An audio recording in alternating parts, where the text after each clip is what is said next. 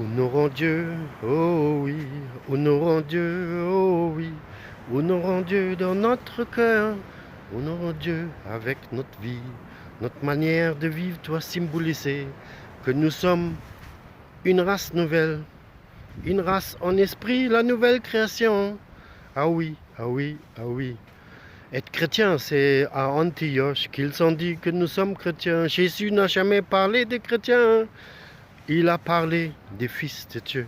Il a parlé de ses frères. Il a parlé de ceux justement que Dieu lui a donnés. C'est vous et moi. Nous sommes attirés par Dieu dans son royaume. La race nouvelle est en esprit. Et nous devons vivre en esprit.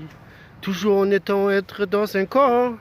Et c'est l'âme qui est la vie de ce corps. Frères et sœurs, la race nouvelle qui est en esprit et qui a justement ses sens, comme le corps.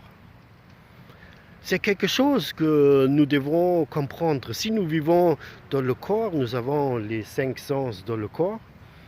Et c'est l'âme justement qui nous guide à utiliser les 5 sens, à prendre des décisions. Et c'est ce qui s'est passé justement dans le jardin Éden quand Ève a vu le fruit.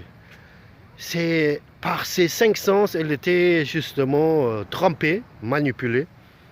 Et une fois goûtée, ils n'ont pas péché, il n'y avait pas de péché en eux. Et voilà, ils n'ont pas pu vivre cette vie que Dieu a prévue pour eux parce qu'ils ont goûté à l'arbre de la connaissance du bien et du mal que nous vivons presque chaque jour aussi, inconsciemment ou consciemment. Si on parle de l'esprit, il faut aussi regarder comment Ézéchiel était transporté en esprit dans la vallée de l'ossemement. Là où il y avait des os morts. Ézéchiel 37. Et Dieu a dit, est-ce qu'ils peuvent vivre? Ah, il a dit, toi seul, tu le sais?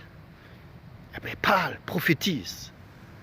Alors, il faut qu'on parle à notre situation quand on sait que Dieu est là.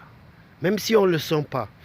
Le lieu secret, ce n'est pas un lieu où on se cache, une chambre, ou je ne sais pas où. C'est dans notre cœur. Et même si on est avec beaucoup de personnes, on peut rentrer dans notre lieu secret, dans le cœur et de parler.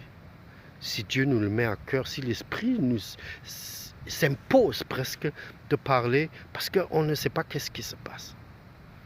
Alors, s'il a pu prophétiser et c'est devenu une armée vivante, vous imaginez aussi dans notre vie, on peut prophétiser, on peut parler à nos situations en esprit et naturellement ça se réalise.